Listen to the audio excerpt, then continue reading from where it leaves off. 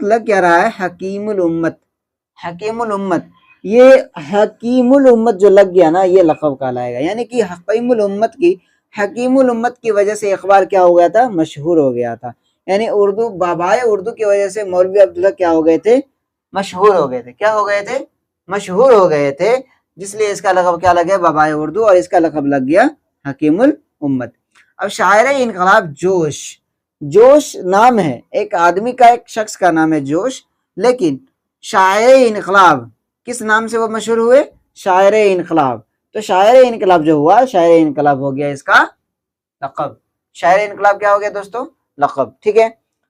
تو لقب کس کو کہتے ہیں؟ وہ نام جو کسی شخص کی خوبی یا کمال کی وجہ سے مشہور ہو گیا ہو، اس نام کو کہتے ہیں ہم لوگ لقب۔ اب تخلص کی بات کر لیں کہ تخلص کیا ہوتا ہے۔ اب دیکھیے کہ شاعر اپنے نام کے علاوہ